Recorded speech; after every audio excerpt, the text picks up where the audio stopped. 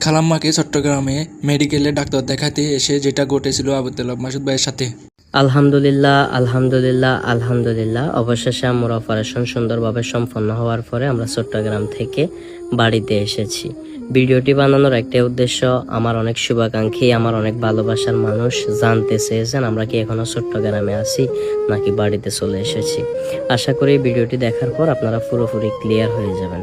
আমি এই ভিডিওর মাধ্যমে ছোট্ট করে কিছু কথা না শেয়ার করলে আমার কেন জানি মনে হচ্ছে মনটা হালকা হবে না।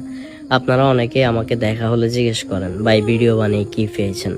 আমি ভিডিও বানিয়ে কি পেয়েছি না পেয়েছি সেটা এখন আপাতত বলতে চাই না।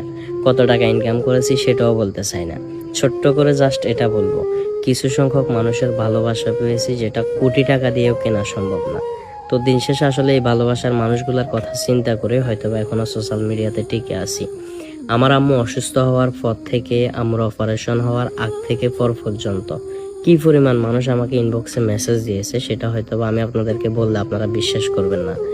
এবং কি আমি যখন হসপিটালে ছিলাম আমার আম্মুকে নিয়ে, এমন অনেক ব্যক্তিত্ব সম্পন্ন মানুষ যাদের প্রতিটা সেকেন্ডের মূল্য আছে, ওই সমস্ত মানুষগুলো পর্যন্ত তাদের মূল্যবান সময় ব্যয় করে আমাকে সঙ্গ দিয়েছে। আমি এই মানুষগুলোর কাছে চিরকৃতজ্ঞ।